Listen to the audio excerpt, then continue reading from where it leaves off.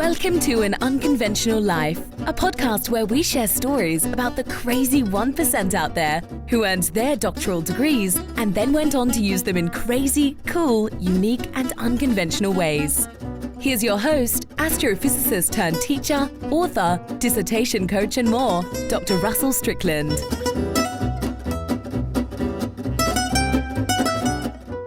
Hello and welcome. This is an Unconventional Life podcast, and I am your host, Dr. Russell Strickland, the founder and CEO of Dissertation Done. I have with me today Dr. Jaffe, and he is he's earned his Ph.D. in psychology from UCLA, went on to lecture there for a number of years before starting his company, Ignited. He is the blogs currently on Psychology Today. He's been featured on CNN, the Huffington Post, Larry King Now, which we're going to talk about some. That's amazing, and is also the author of The Abstinence Myth. So we'll get into all of that here shortly. Dr. Jaffe, welcome. Thanks so much for having me. You are quite welcome. I'd like to let everybody know today our episode is brought to you by Dissertation Done. And at Dissertation Done, we help adult doctoral students to through the dissertation process. So whether you're just about to get started on the dissertation and you want to proactively go out there and get some support and guidance to get you through, or you are slowed, stalled, or just plain stuck in the process and need a rescue, reach out to us at dissertationdone.com/done.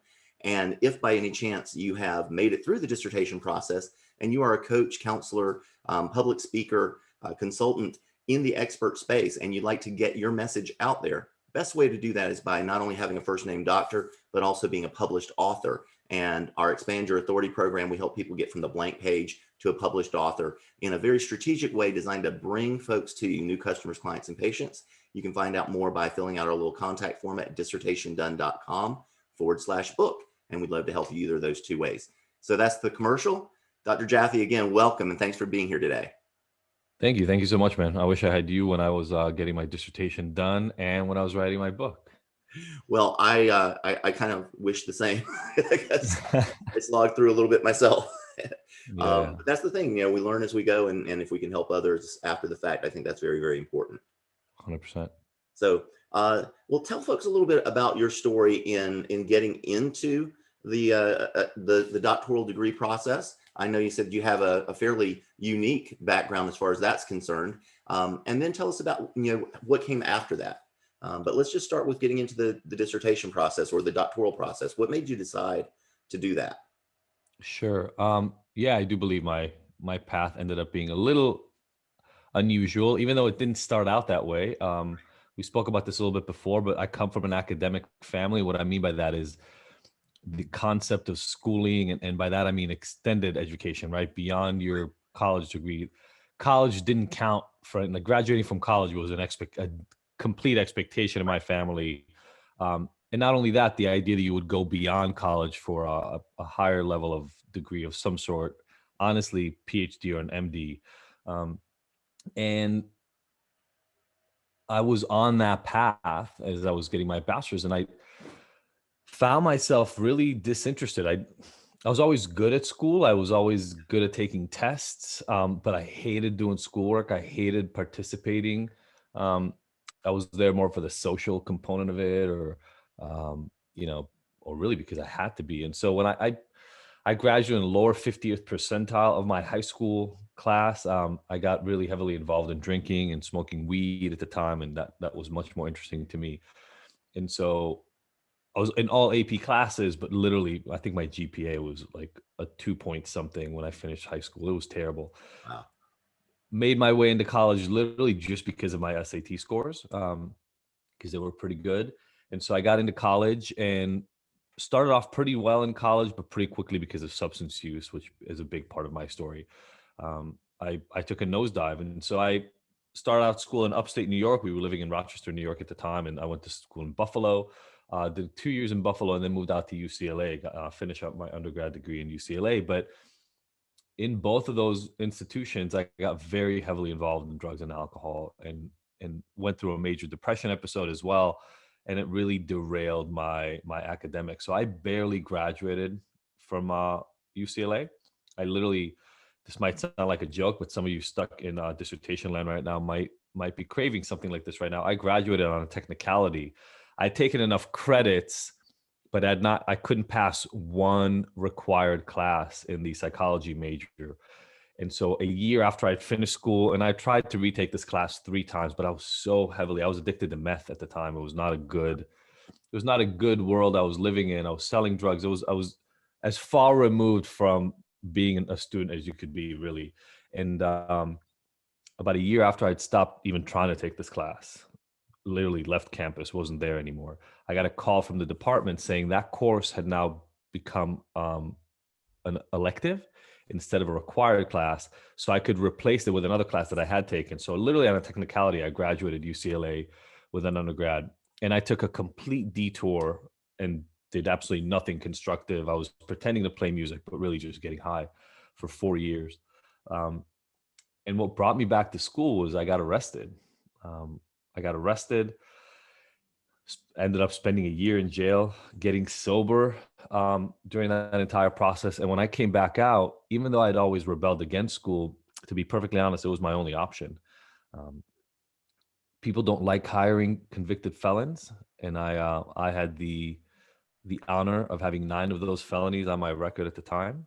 My record's been expunged since, but I had 9 felonies, so I couldn't get a job anywhere. I couldn't get a job at the mall. And so I ended up looking back at school. I knew I was good at school, but I'd always sworn off of it. And it was literally like the only path in my way. And so called back UCLA, they essentially said, look, don't even apply to your PhD. Not only did you graduate here with under a 3.0 GPA, but you were not exactly in the best standing when you left here. So maybe go somewhere else. And so I had to take a circuitous route. I got my master's at a Cal State, which is kind of I don't know if I should even say this, if it matters kind of how these rankings work, but it's like, in the California system, there's community colleges, there's the California State University, and then there's the University of California. Those are sort of the 3 tiers. I went to Cal State Long Beach, loved that school, and got my master's there. And I discovered a completely different version of school when I went back. Now school served as my anchor, as the thing that allowed me to move forward in life. And I became the most motivated student in that program. I ended up graduating with a 4.0, and which was a big departure. I was the guy staying after and talking to the professors after class, going to their office hours. I was the one arranging the study groups, right? I was that student. And I also got my first job. I couldn't get hired before, but I got a job with my advisor on campus, and I discovered a love for research and a love for reading and a love for studying, which I'd never had before. And maybe not surprisingly, given the story I just told, I ended up working in an HIV food bank with people addicted to drugs. And I found this passion, both in interviewing them for the studies, but also in writing up the results and really doing work in the addiction field.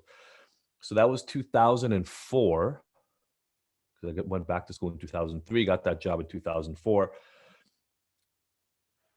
And then, to be honest, I always tell everybody I work with now, finding that purpose and locking into what my purpose was, which at that point was working in the addiction field and doing something to help the field move forward. I ended up getting scholarship. My parents were fully supporting me because I couldn't get a job before, but I ended up getting a full scholarship to Cal State Long Beach, paid all my tuition. And then my professors there saw me as this incredibly motivated student. So they all went to bat for me when it was time to try to get into a PhD program. And, called, emailed any professor they had with connection to the psychology department at UCLA. I got a couple of lunches there. I applied to 3 PhD programs. I only got into one, and that was UCLA, even though that was the best program I'd applied to, because the people in my master's program really went to bat for me. And I got to go back to UCLA, get a second master's and then a PhD, and really just hone in and focus on completely changing the trajectory of my life and becoming, something akin to maybe what the path was supposed to be for me on the front end, but just getting to it in a very, very different way. And so finished, as you mentioned, we talked about dissertation done. got through the grueling process of the studies and the write-ups, et cetera, and the defense of my dissertation. And unfortunately, my dad missed it. He passed, I think, literally a few months before I defended. But he already knew that, that I was on that path, and so it was, it was a pretty magical transformation. Yeah, there's so many interesting notes in there. I mean, there's this notion of, I think motivation and opportunity are sort of inversely correlated in some cases. That when you only have a few things that are available to you, you get really, really keyed in on those things and really, really push harder. And there's something to be said for just having to come to your own path.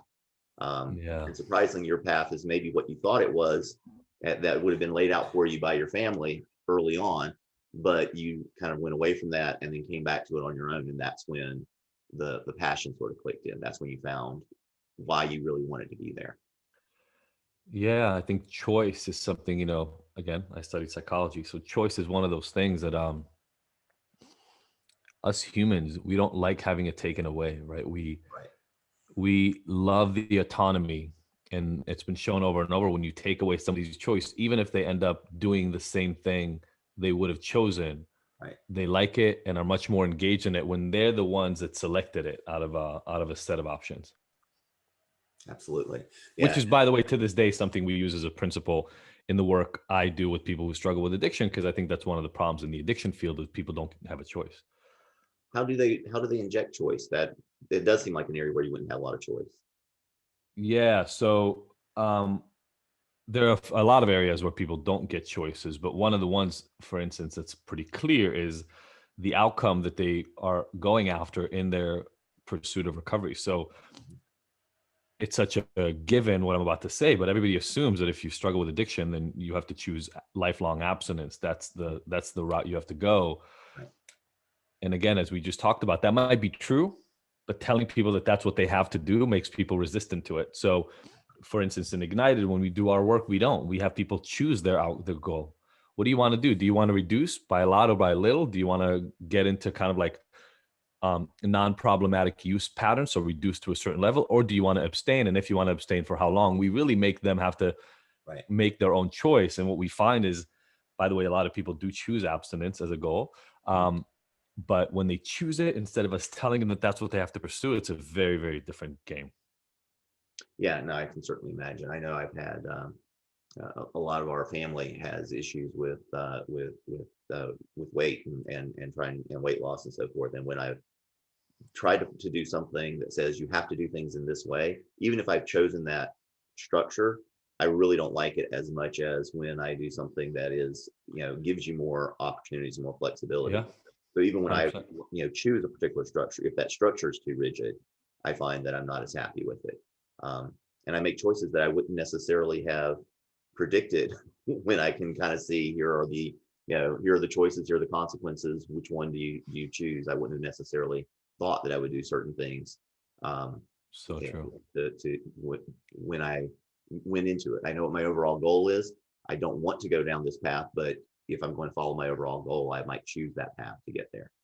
Yeah, absolutely. Well, tell me, how did from a rather rocky start or early part of the career process, how did things shift over for you? I know you mentioned kind of finding your passion when you were at school, but how did that shift work to get you from there to where you are now? Yeah. So, we just already talked about choice, and I think, as you mentioned, I had whittled down my world into a very, very small existence at some point, and in that way, when I went to get my master's, I was committed to giving whatever I did next everything I could. Now, to be perfectly honest, I had a big monster, a dragon I was trying to get away from, right? And that was the risk for me if I didn't get this right. And I have to say that there's probably a lot to that in what motivates me, right? Is what am I trying to get away from can be a big motivator for me sometimes. And so when I went back to school, everything that I did within school was an expansion of what I'd already, of the small world that I existed in. So I had a very small social circle, right? I don't know how many people listening right now have struggled or have had people close to them struggle with drug addiction. Your social circle gets very small. It's pretty much all the other drug users, or just you do it alone. And so all of a sudden I had people to meet and talk to. And that was, um, it was a challenge because I felt so disconnected from their reality, but I also wanted in. So I worked heavily on that. I also, to be honest, I gave up. Found that is important for folks that I deal with on a regular basis too, is that often these folks who are adults who are going back to graduate school, they don't know anyone else like them. And so this idea of creating sort of normative, positive peer pressure, it's not there for those folks. And so 100%. that's something that we have to do to try to build that up or try to create some normality around what they're doing. And I can Yeah. see how the same thing was true in your area. Once you started really trying to plug into that community, what they were doing became normal. The academic community, those people at school, became normal for you, right? And that was able to allow you to help bring yourself from your Sure. previous reality to this new one. Yeah. Now, to be clear, right, by the time I went back to get my PhD, I'd already spent about 2.5 years at Cal State Long Beach. So I was 25, 26 when I got arrested, probably 29. Mhm. Was that 29? 28 or 29 by the time I got into the PhD program. 28, 29 is still a returning adult student, right?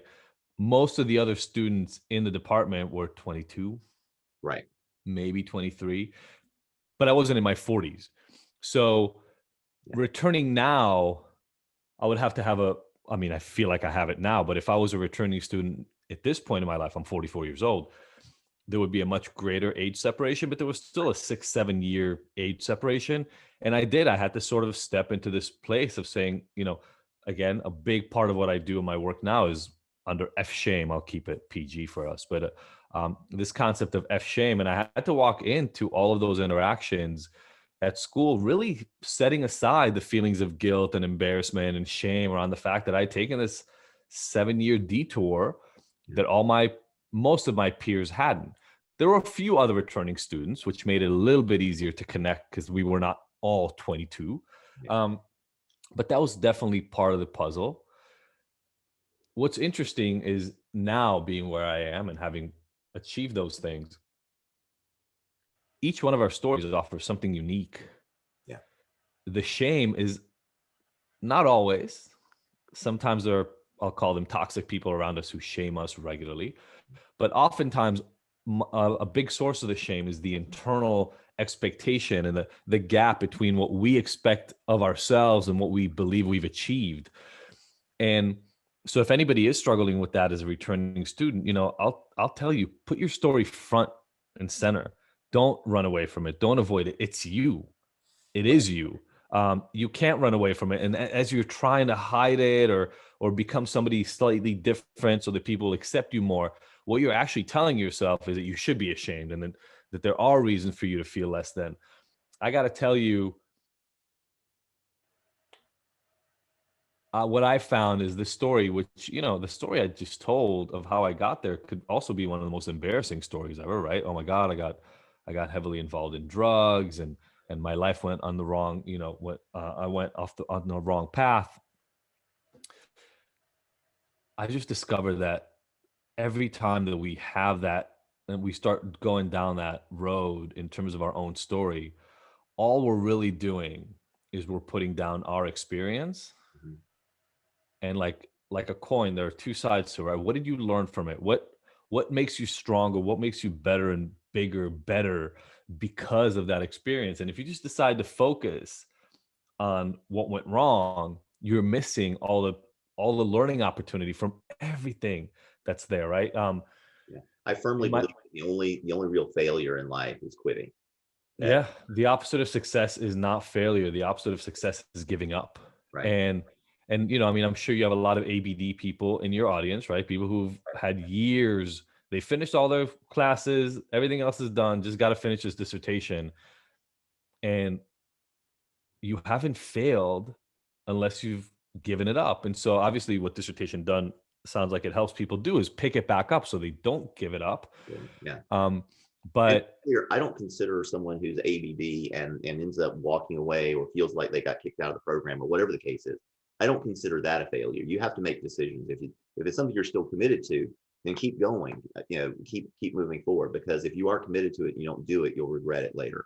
And that's one of the 100%. big things that I don't believe in. Is look, there are people who stop because they want to stop and they want to move forward. But what I'm talking about, make other decisions. Maybe you wanted to keep going, but now you're at a point where decision making should always be, where am I right now? What is it going to cost me to keep moving forward on this path, and what will I get from it? And if at any point in time it costs you more than it's worth, you should stop, no matter how much you've invested in it already.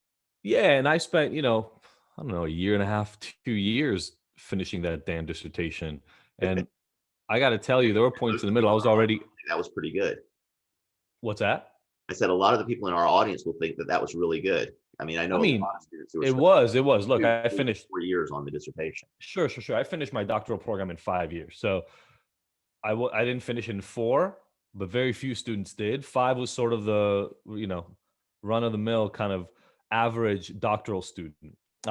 Again, I was an incredibly committed student, but those last year and a half, I went into a mild depression.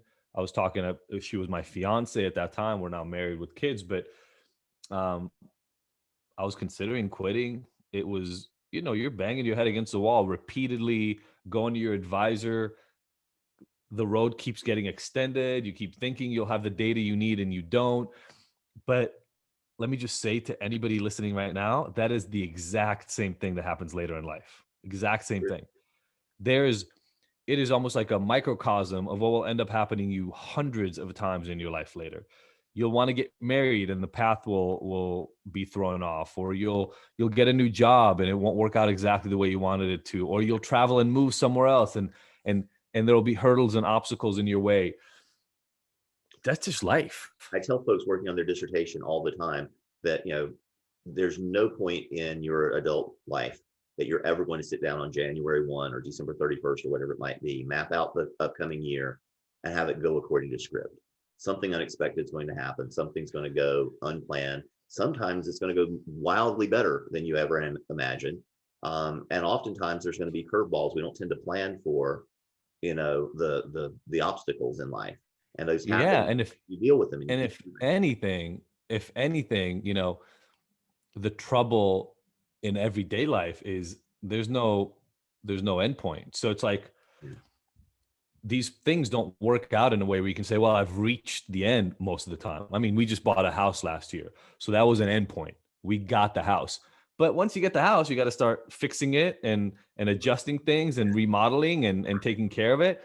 So whenever we expect that there's an end, normally there's a lot of follow through after what you think you finish. And I think the dissertation is, again, about 2 years of working on one project after, of course, proposing it and having to even get it accepted, right? The 2 years were, once it was actually an accepted dissertation topic, putting together your advisory, like your board and all that, the things you end up having to do as you're working on this massive project.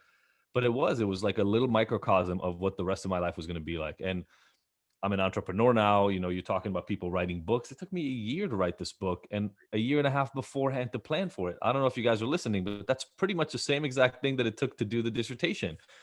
That same concept repeats over and over. And so there were a lot of lessons, like to go back to this returning student thing. Mm-hmm.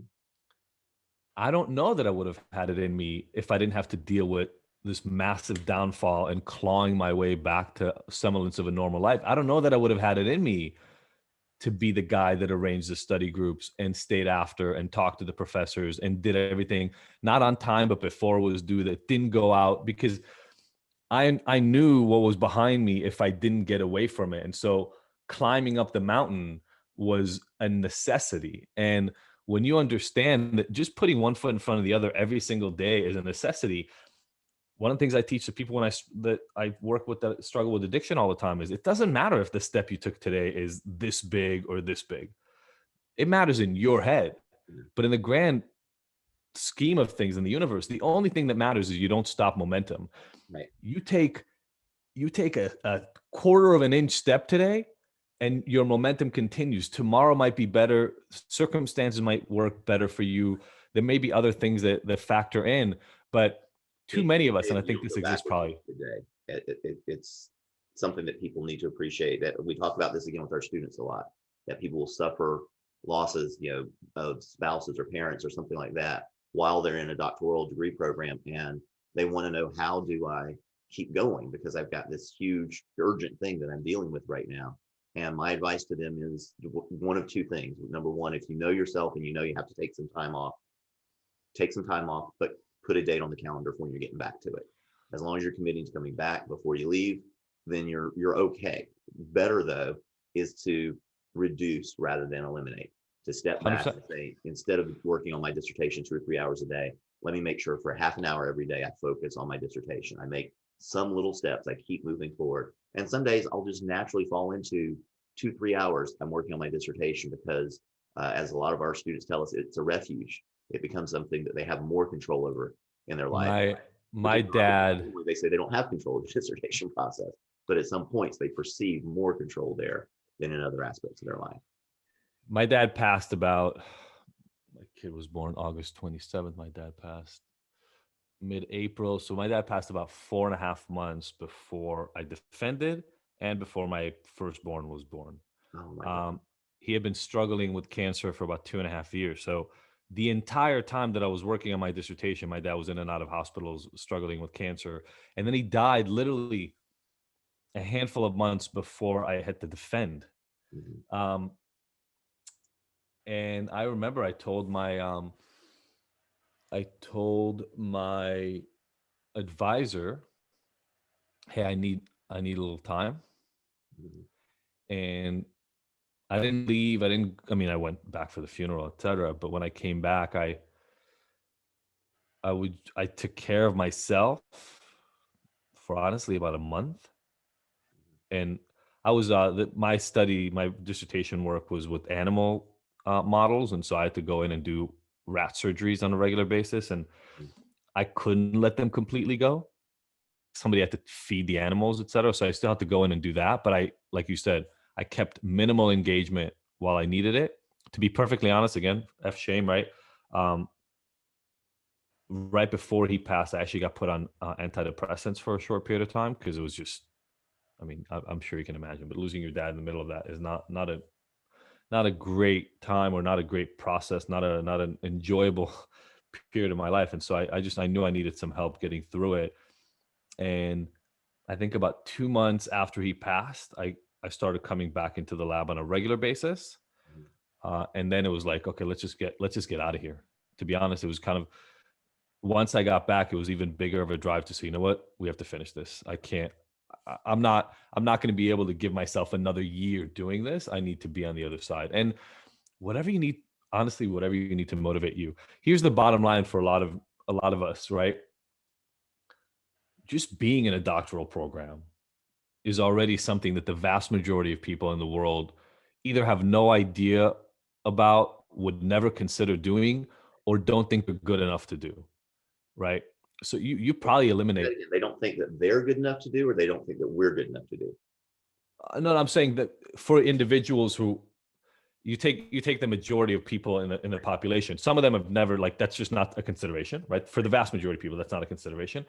For others, they look at it and it's not something they want, right? They are aware of it, but they don't want it. And then there's a subset of people who want it, but think to themselves, I can't, that's too much for me. The fact that you're in a doctoral program alone makes you it's single digit percentages of the population who will even commit to that kind of undertaking. It's about 2% is actually the number. Because you're not going into a PhD program. Like, everybody wants to become a billionaire, so they'll try to invest, or they'll do something entrepreneurial a little bit, just playing with it. But everybody knows a PhD is a commitment. So you've entered that field, right?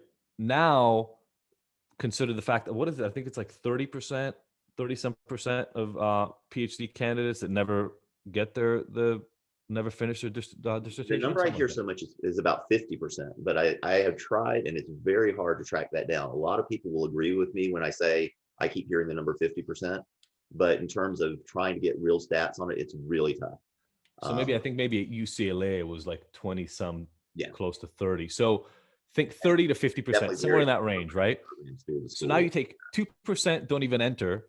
I mean, only 2% enter, and now 30% of those people don't finish. 30 to 50% of people don't finish. Hold that as a testament to how good you are in what you're doing. Yeah, just to not be where you are right now. Like where you are right now is already an achievement, Yeah. right? And I think too often, especially for us perfectionists, which I think all of us who try to go after a PhD, we have a little crazy perfectionism streak. It's the only way you would even conceive of the concept of doing something that only 1% of the population does. You know, it's just insane.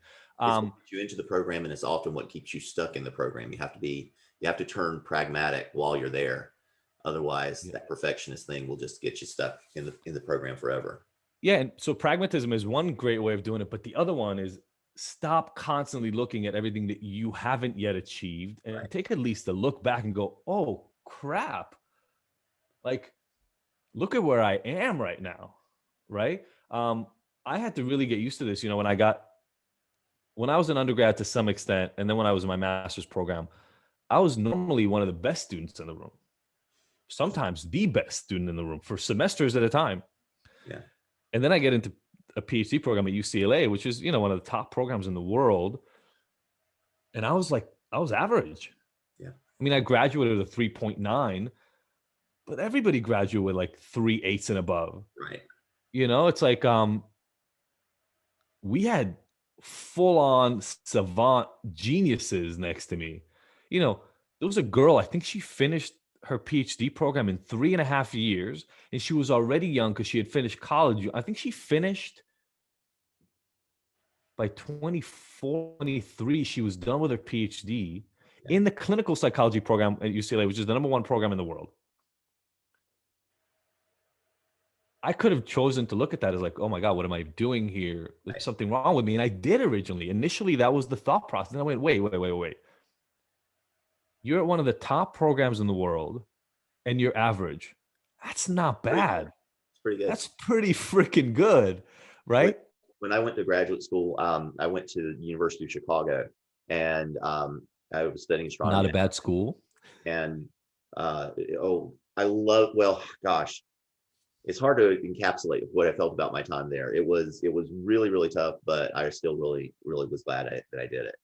But I remember like one of our first classes, one of the first tests I took, talking about imposter syndrome. I was like, okay, that's it. They found me out, because I knew I didn't do well on that test. And we came back and I forgot what I got on the test, a 50 or a 60 or something like that. And the professor came back telling everybody how well he thought everybody did. And it's like, he's going to call me after class and just tell me to pack up my stuff and go home.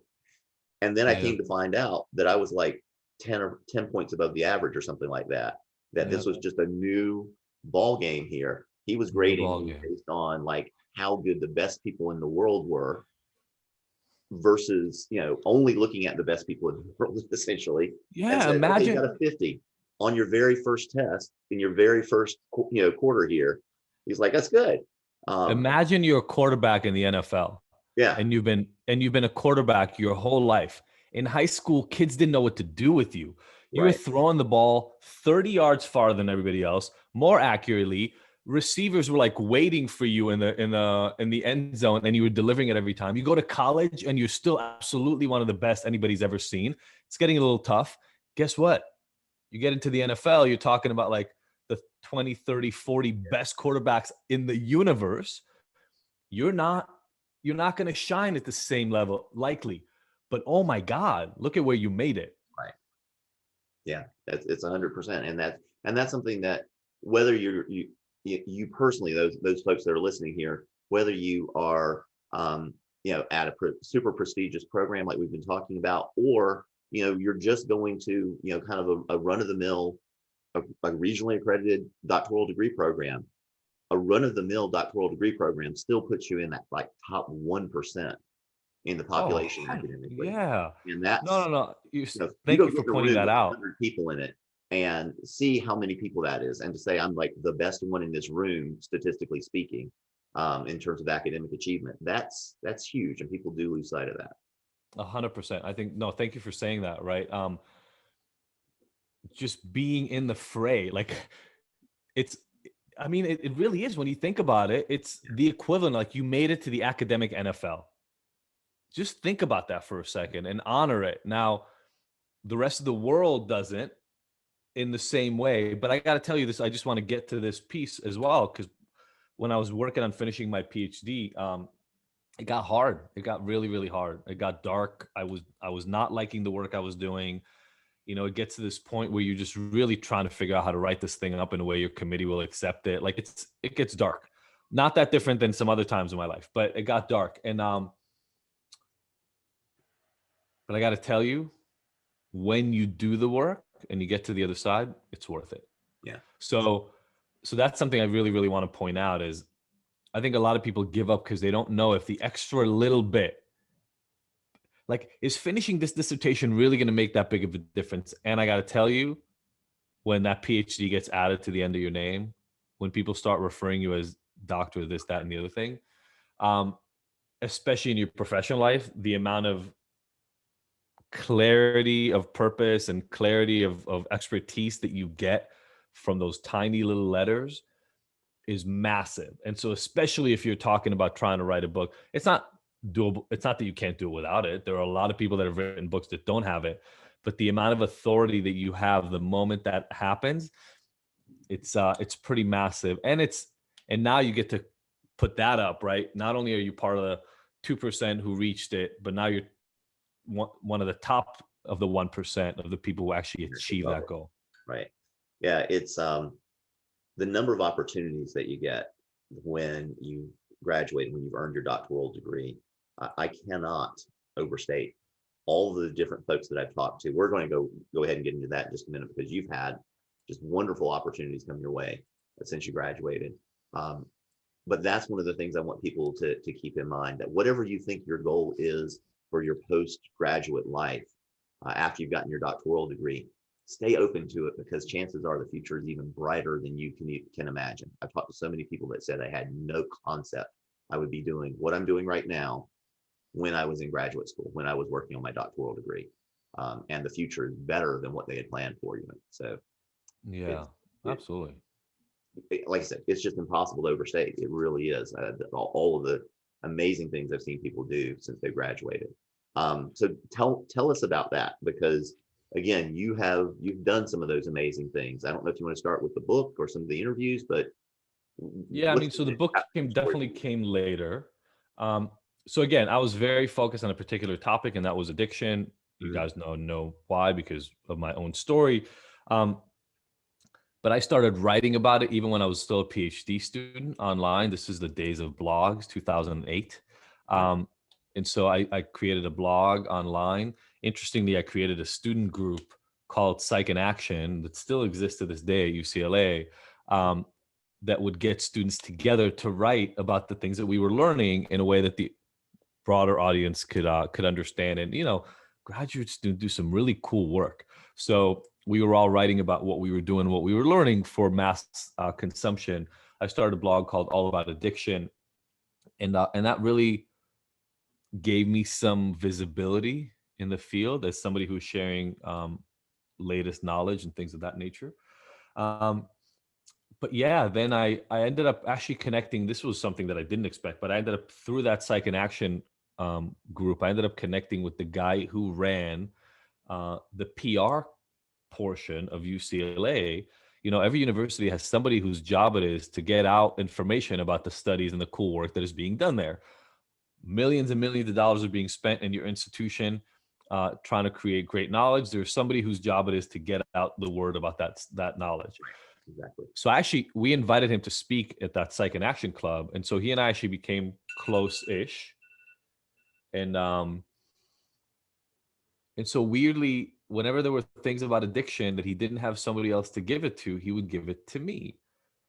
And that was a really, really cool because now I had the guy at UCLA representing literally the science departments at UCLA, sending authors my way. So I had a number of opportunities with primarily written and web versions of print while I was still a graduate student. After I finished, I definitely became one of his go-to people for any addiction ask, especially ones that other faculty gave up, which was very cool. And like everything else, the expertise world, the authority world is one of momentum. So it's like when your name is being mentioned, other authors, other Gravitate towards it. journalists, other people find it as they're looking online, and then they end up coming back to you. So I had definitely from 2010 through about 2013, 2014, I had quite a bit of that coming at me. I was teaching at Cal State Long Beach and at UCLA. Some of the stories are really cool because they're not what you would expect. Like I was on NPR, and one of the local NPR stations, they called me for a story around, I think it was actually about overdose deaths at the time. I would get called a lot around celebrity overdose deaths and things of that nature. And for me, even those served a purpose because I got to get a different message out than, well, people shouldn't do drugs. I got to have a more compassionate element, which is just what I do around addiction in general. But I really enjoyed being able to speak publicly and get the word out about everything that I'm doing into the world. So that was really, really nice. And so I started focusing and honing in on it more. I ended up going into entrepreneurship while still teaching. I was teaching. There was a period that was insane in my life where I was teaching in 2 different places. I was leading therapeutic groups in a rehab, and I opened up my own rehab. And so I had essentially 4 jobs. I was working like 80-hour weeks. It was insane.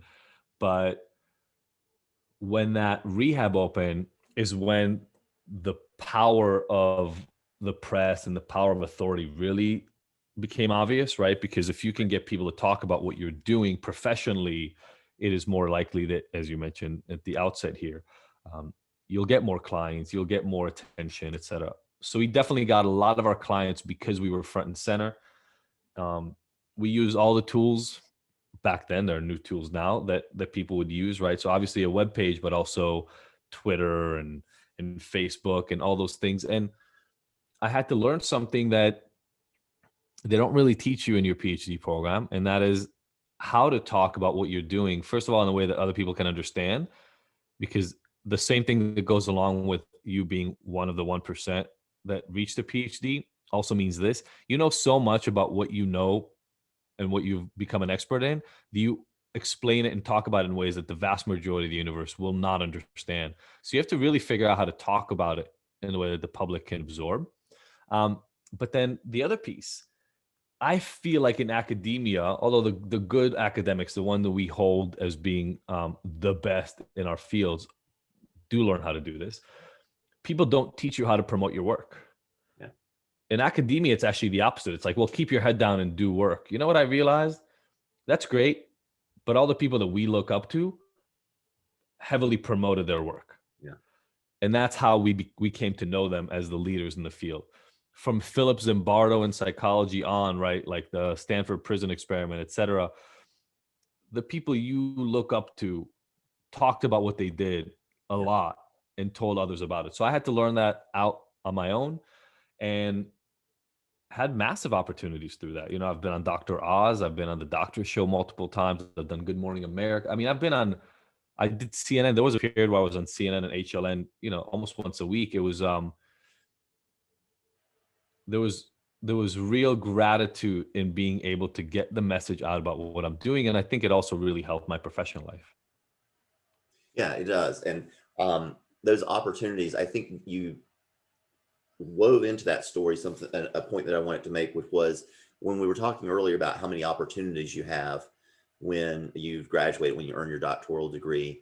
One of the things for folks to understand is those aren't just necessarily self-serving opportunities, because folks who are earning their doctoral degree almost always are doing it because they want to make the world a better place, because they want to do something to help other people in some way, whether you're working with people directly, you're creating new processes or systems, or whatever the case may be. You've got a message that you're called to bring out into the world. And whether it's you're talking about being more compassionate about folks that are facing addiction, or something completely different, you're helping people with that message. So those opportunities, I want to make sure that people understand that's not just sort of self-serving and self-aggrandizement.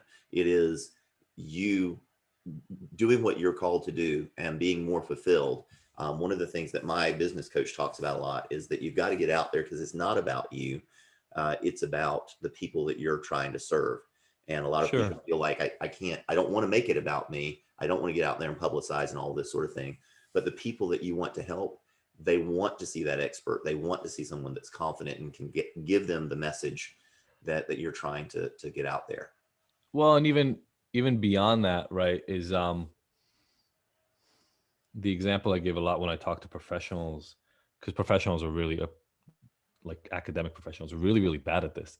But I say, look, if I invented the cure for cancer, and the cure for cancer is in this mug, I've worked on it in my home for the last 15 years. I figured it out. If you drink it, you will never have cancer in your life. All the cancer you have right now will get cured. And anybody you touch will be cured of cancer, right? I've literally just cured cancer in this one cup in the world. I still haven't helped anyone. That's right. Because all my medicine is in this mug. How do I let people know about this thing? You better go talk about it.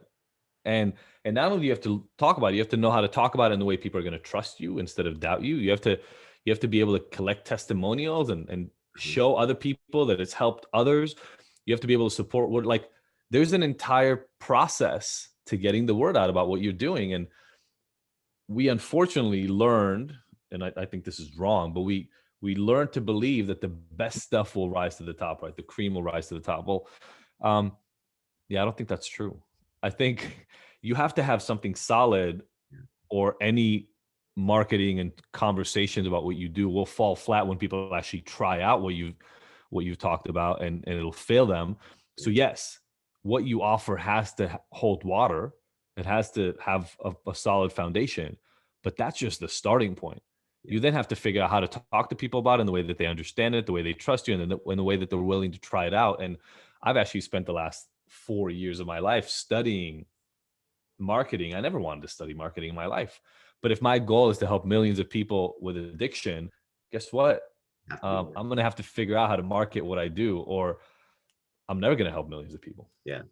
And when you say your method has got to hold water, and that's the first step, I'd actually disagree a little bit. There's a lot of folks out there that become very, very successful with very, very thin and flimsy methodologies. The marketing is actually more important from a success or a proliferation standpoint than the thing that you're marketing. Maybe I'm trying to persuade myself that those people fail at some point. So you're right. They peak and then they fall flat, because that's kind of what I mean. I mean, in terms of longevity. And that's the hope, and to some extent that might be true. But again, there's a lot of people that do very, very well with very little substance. And that's not necessarily a bad thing either. Another thing to keep in mind is, as long as you're one step ahead of the folks that you're helping, you're able to help them. Most of us think we have to be 30, 40, 50 steps ahead of the folks that we're helping. And certainly that can help us take them down a longer path. But if you can stay one step ahead of the folks that you're helping, you can help them for a very, very long time. Yeah. So I don't want to underplay the importance of being, honest and ethical and having and doing good work, because that is, I believe, extremely important. I'm just trying to make the point that in terms of getting a message out there, knowing how to get the message out there is actually more important than the message. And you have to learn that as a separate and distinct skill. Yeah, true. And by the way, I think the best thing that I learned in my doctoral program is how to learn something well. Yeah. Right. You walk into the doctoral program with a notion of what you want to do, then you become one of the world's biggest experts, like literally like a couple of handfuls of people that know as much as you do about this little area of the world. Right. And the skill you develop is actually not even the knowledge base you have about that thing.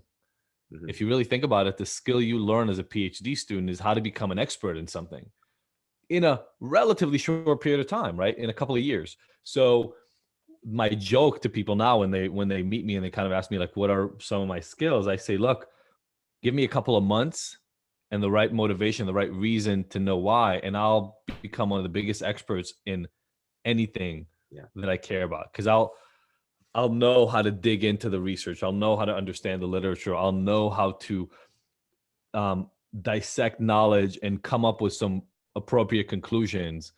And that's a skill. So I'm doing the same thing with marketing, and I've been learning that for the last 3 or 4 years. But I got to be honest with you, I actually hate marketing. I wish it wasn't this way. But I also know that I care so much about what I do.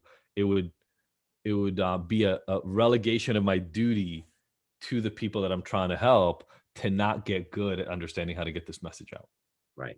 Or at least to get, so for those people who say, well, no, I just really hate that, I'm going to use that as an excuse. You plug into people who can help you to get the message Sure. out. There are people who are good at marketing and who, whatever the message is, they're good at getting it out. Just like you said, I'm good at becoming an expert. And I do believe that's something that a doctoral program helps you with. So there are other people who are good at getting the message out. So you just help them understand the message and they can help you get the exposure that you need. Yeah, I mean, for my book, I hired a book editor, Yeah. right?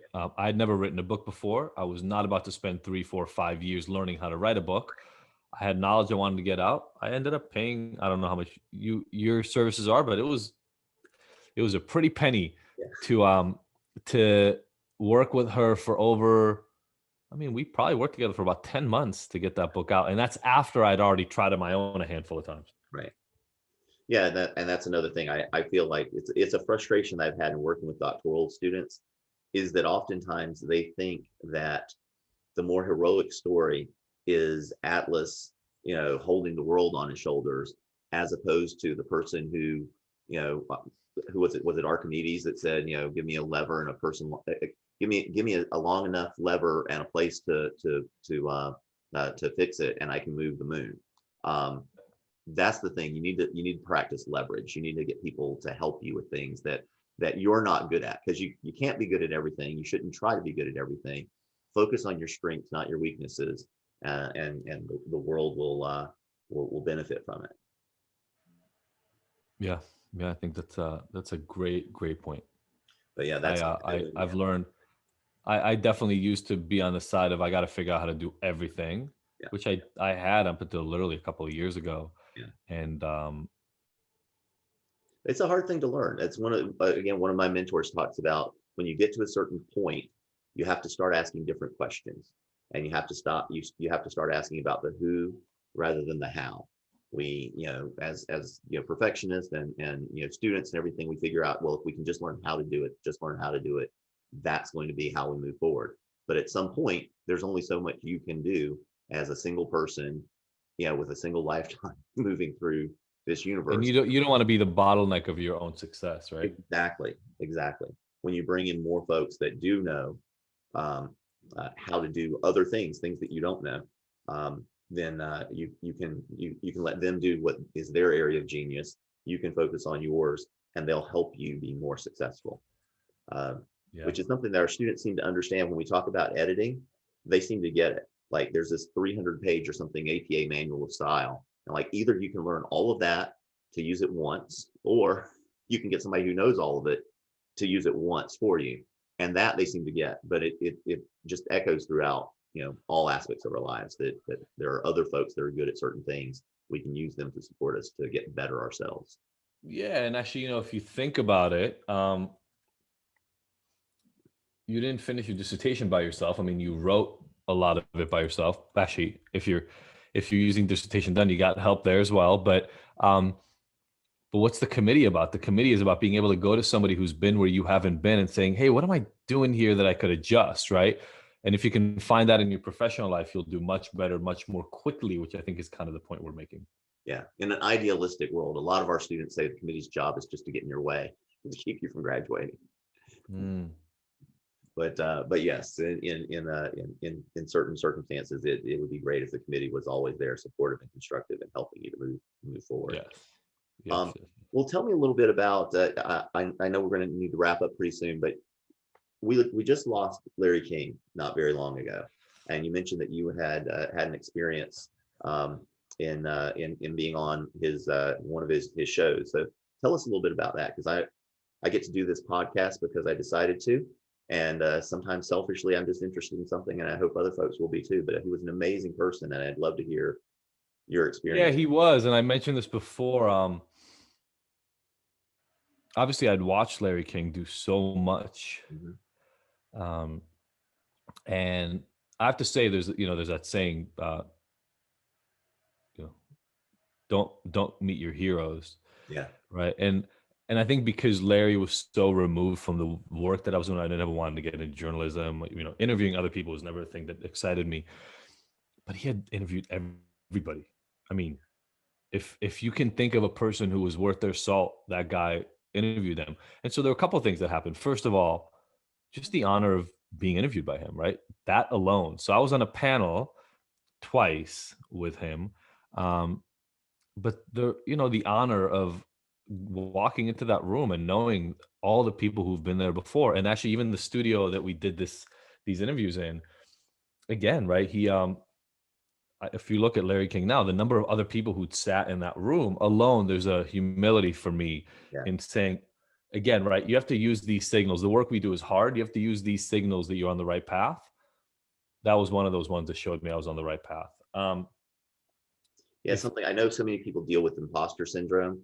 And yes, it's hard to think that I deserve to be in this room that was occupied by presidents and, all world leaders and scientists and all these other folks. But the fact of the matter is you're in the room.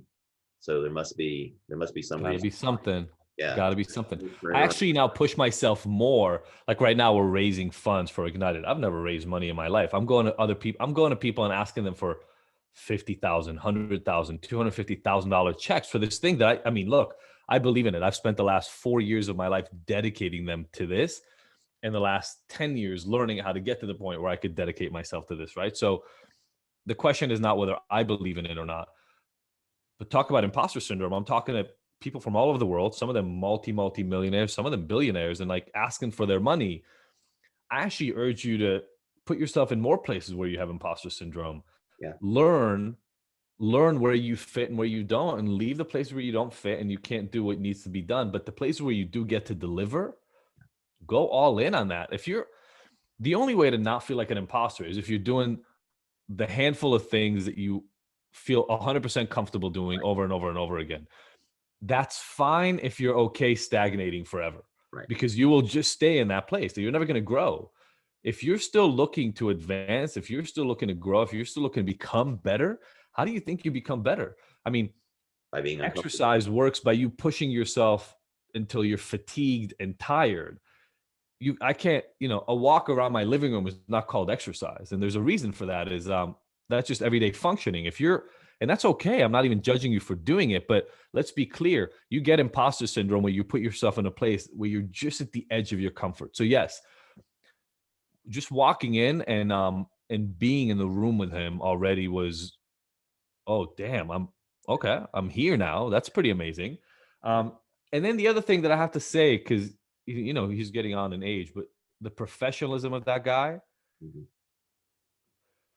we get bored sometimes of the things we do because we do them over and over and over. Just imagine the number of times that man sat in front of a teleprompter and a video camera. I mean, he started doing this in his 20s, like decades, right? Half a century of doing this work. And he was so good at what he was doing. He would turn to the camera and become Larry King. And in between, he would just talk to you, but he'd become Larry King looking at that camera and the teleprompter. And he was so good at providing nuance. And the questions he asked were really, really poignant regularly, right? He wouldn't ask just descriptive questions, but rather he would always understand that there's a reason behind it, or there's some conflict or friction in terms of what you're doing. And the questions always pointed that out. And he gave such a comfortable feeling to the room that he was in, that he made it okay to talk about even things that are heavily conflicted and normally would cause discomfort, right? Like you look at a Bill Maher or Trevor Noah, and those guys they're good at jabbing, which there's still a skill. Yeah. Larry King was good at making anybody in the room feel very, very comfortable so they could talk about things that would normally be very hard to talk about. And that was, there's power in that. And for me, anytime you see a professional doing what they do really, really well, it's an inspiration. Yeah. Because I would love when I leave this earth to know that I left the kind of impression on the people. I'm not in media, but on the people that I care about, right? On the addiction world, on the addiction field, I would love to know that I left the same sort of impression on the world. Yeah. Well, I have to say, I do hope that there are more Larry Kings out there that are up and coming, because I've seen a lot in media now, the jabbing that you were talking about. And there's a point at which I can sit back and kind of, tune into my little echo chamber, the folks that I kind of agree with, and listen to that. Sure. But there's also, I quickly get to the point where I'm like, we really need to get away from this. It's so bad for our society. It's so bad for our culture, to just have people listening to folks doing, digging at other folks. I mean, I used to do that all the time over lunch in middle school. I think I would urge, culture hasn't. yeah, this is such an aside from the academic conversation, but I would actually urge those of us who've gotten to this place in academia to just remember for a second, if there's one thing that academics has taught us, and knowledge, right? The pursuit of knowledge has taught us, is that you don't know what's true. Let's just be very clear, right?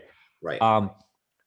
The current version of truth has changed in every field. I don't care what field you're in, this is true. From physics to biology to chemistry to obviously psychology, a relatively new field, to mathematics.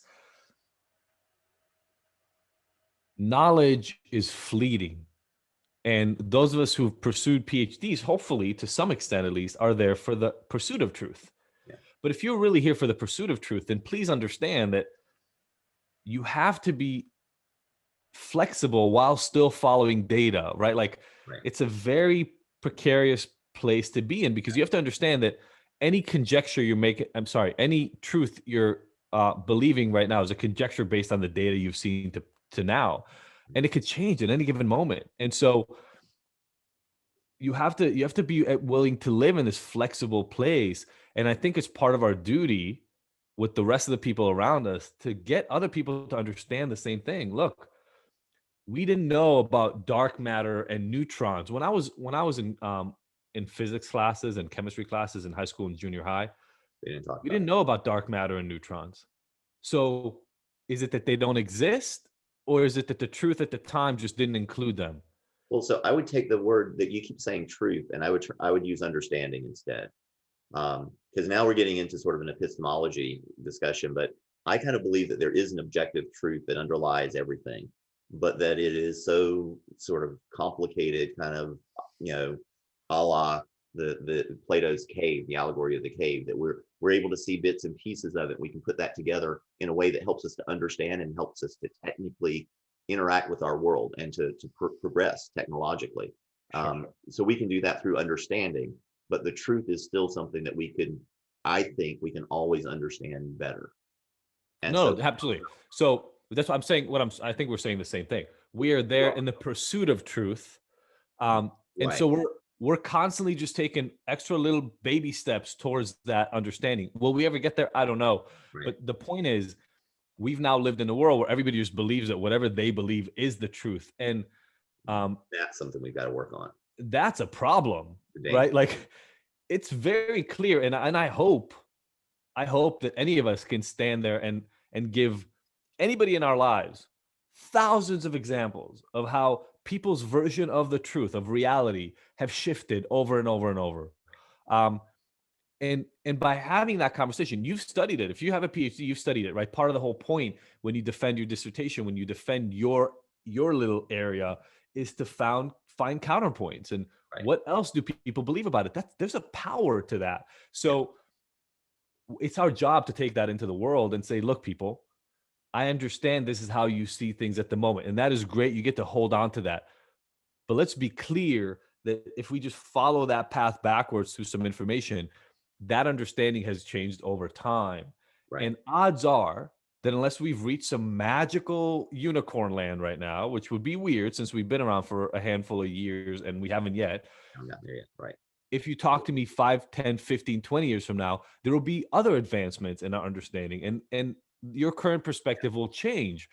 So don't get stuck in now as the end all be all of existence. Yeah, I firmly believe, you mentioned dark matter as a specific example. I firmly believe that dark matter will not be written in our textbooks, 50 years from now. I don't know exactly at what point it's going to happen, but at some point we're going to figure that out.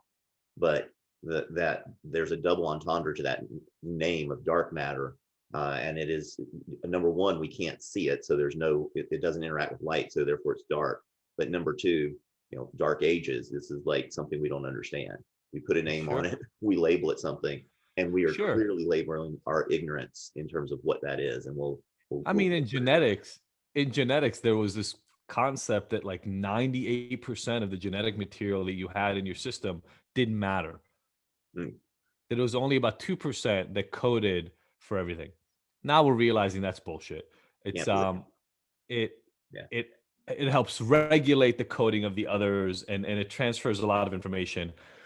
Look, we learn constantly. To me, that's a beautiful part about what it is to be human. Yeah. We now live in a world where you get to express your opinion. Let's just be honest about it, your opinion. And if you're big enough and if you have a big enough following, tens of thousands or hundreds of thousands or millions of people take that opinion and without any consideration incorporate it into their truth of the world. And I think there's a lot of responsibility in that. And as the people who made learning part of their reality, I think we have this responsibility to remind everybody on a regular basis that learning is an ongoing process. Understanding is an ongoing process. It changes. And yes, it can be there in a pursuit of an objective truth. Right. But as you mentioned, and you can Schrodinger's cat, or the whatever you want in terms of the allegories and analogies in terms of anything that you observe has been altered by your observation in some way. Just know that our perception of the world is colored, and that's a reality. So you can't avoid it. But if you incorporate that into your understanding, at least for me, it brings in some flexibility, so that hopefully you can sit in a room with two people that have completely opposing views and have a conversation saying, look, instead of putting you down, instead of relegating your knowledge to obsolescence and not as if it doesn't matter in my world, I want to understand it so that we can have an active conversation. I hope we can get to that place again. Yeah. And as a society, the conversations have gotten very difficult to have, but I do hope that, like I said, going back to Larry King, that we have people who can appreciate nuance and who can bring a comfort level out in people rather than trying to divide and incite and jab. He was really great at that. And I think you have to be able to sit there and interview people on the right and the left and the middle, and you have to be. Yeah. And like I said, we need it. So I hope I'm calling to whoever out there who wants to be the next Larry King. Please keep going. We need you. We need more of that in our society. So I'm going to try to challenge him or channel Larry King right now. Our guest today is Dr. Ajit Jaffe. The book is The Abstinence Myth. Dr. Jaffe with Ignited. Tell us about, really briefly before we go, the thesis for The Abstinence Myth. What's the message there that you want to share? Yeah, absolutely. Thank you. The point of The Abstinence Myth is to get everybody to let go of the notion that abstinence, that quitting a drug of choice or a behavior that is addictive, should be the goal and should be the starting point of addiction recovery. My research, my postdoctoral research actually showed me that somewhere between 50 to 60% of people do not go and get help for their addictions because they're not ready to stop. Right. And while the rest of the world looks at that as saying, well, they don't really want help, I said, well, they obviously want help. They're just not ready to do the one thing you're asking them to do. Why not remove that as a requirement? And so the work that I've done in the last 10 years has been about offering people help for their addiction without requiring them to stop. Just saying, hey, what can I help you with? So that's the thesis is we shouldn't put abstinence at the front gates of recovery help. And the second thing is abstinence should not be the way in which we measure success in recovery, because people's addiction problems are actually not only about the drugs. They're about a lot of other areas in their life. They're not working out the way they like them to.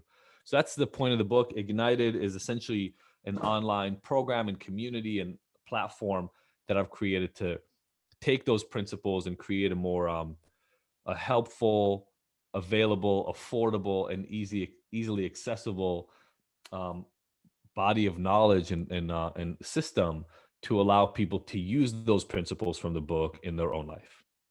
And by the way, I don't know when this is coming out, but if it may still be true right now. We periodically give 30 days free of everything that we do for people to try it out. So if people go, I'll give you a link. And if people go there should probably still be a trial for people. Well, for folks that are just listening, we'll put everything in the show notes. So if you want to do some research, it'll be there. Go to dissertationdone.com/blog. You can find Dr. Jaffe's episode there. We'll have links in the show notes. But for those who are just listening, what link should they go to? So if you're looking at this thing, ignited.com, it's spelled IGNTD.com, is the best place. And if the trial is still ongoing, there will literally be a banner at the top saying that, but then you can read about everything else we're doing.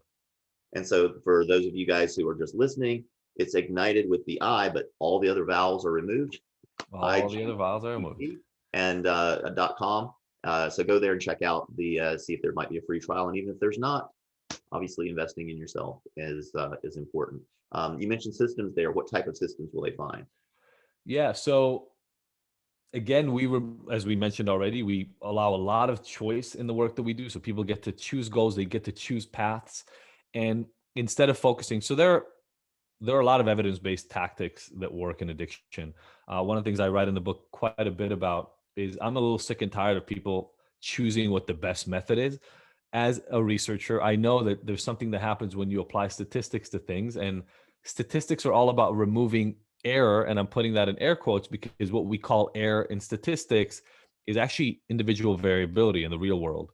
And so we actually bring back that individual variability into the data by saying, look, cognitive behavioral therapy matters, mindfulness and meditation matters, mindset work matters, nutrition, exercise, hormonal balance, genetics, all those play a role in people's addiction struggles, trauma.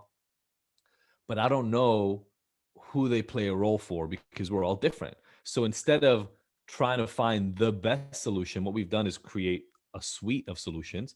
And through assessments and asking people questions and following them over time, our platform helps match them with the tools that best work for them so that they can find the specific combination of tools that work. And so instead of being a cognitive behavioral therapy program or a mindfulness-based program or a trauma program, we allow people to come into one place and then rely on us to be the place that sort of helps select for them the suite that works. And what we found that is beautiful is a lot of our people say, even though they're all pursuing slightly different therapeutic routes, what they're able to say is, I feel like this is the first program that actually listens to what I need versus tells me what I have to do. And that's so important. I was just thinking as you were talking about this, we talked about choice before, and here we're in the middle of the COVID, well, hopefully getting close to the end of the COVID lockdown period still. And so I've been sharing old movies with my son and my daughters, and they recently watched The Matrix.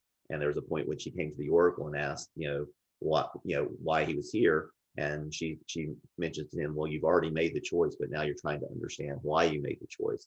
And I think that notion of you saying people don't come to therapy because there's one solution in that therapeutic approach or in that rehab approach, and they've already made the choice that that's not the right one for them, and therefore they're turned off from it. But if they have other choices available, they can find and plug into the one that they know somehow subconsciously is right for them, and then maybe that'll take them to the quote best choice eventually. But they have to follow their path to get there. And that's not to say there is a true best choice, because we're all individuals. But for those who are thinking, well, we have to get everybody to abstinence, maybe that's not the first step. Even if that's possibly the ultimate goal for everybody, that still definitely isn't the first step. And You've got it right. And it's taking steps along their path, not the path. Yeah, look, the path everybody wants to get to is a path where at the end they have contentment, joy, fulfillment in everyday life, right? And if we know that that's the goal, I think it's silly, maybe even unethical sometimes, to tell them, well, we'll get you there, but first you have to be able to commit to these things. For me, I'm in the helping world. Yeah. You don't say to somebody who's broken his leg, you don't say to them, well, I'll do the surgery on you, but I don't want you to use any crutches or a wheelchair on the way to the surgery room. Figure out how to get yourself to my surgery room and I'll operate and fix your leg. It sounds insane when I use the analogy in other areas. Like if somebody's depressed, you don't say to them, cool, you can come in for therapy for depression. I just need you to not be depressed. It's insane when we say it in any other field, but somehow weirdly in the addiction field, we feel totally comfortable saying to somebody, hey, I know you have a drinking problem. If you commit to stopping to drink, I'll help you. It's just, it's crazy. Yeah. Because, unless you have hit the so-called, rock bottom, for most people, there are always other options. And I can do something else besides the one path you're offering to me. And so to tell them this is the only way you can get help is, like you said, borderline unethical. I hope we don't have to, I hope we can stop from having to get people to their rock bottom. Let's just put it that way. Yeah, absolutely. We never want that. So, well, Dr. Jaffe, thank you so much for being here with us today. Again, what's the best way for folks to get in touch with you? I know that there were a number of things we talked about. What's the best point of contact? Easiest is ignited.com or adjaffe.com. If you go to either one of those, there's a contact us, and I check all those emails. So we will get folks plugged into that. Again, if you want to see all the links, they're going to be in our show notes on our blog. Which reminds me that the episode today has been brought to you by Dissertation Done. If you're an adult doctoral student working through the dissertation process or about to start, check us out at dissertationdone.com/done. And if you are someone who is functioning in the expert space or wants to be an expert, get your message out there by becoming a published author. And we can help you with that by going to dissertationdone.com/book. Again, Dr. Jaffe, thank you so much for being with us. Thanks a lot for having me, Russell.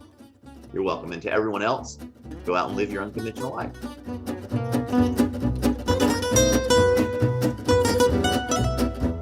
This has been An Unconventional Life.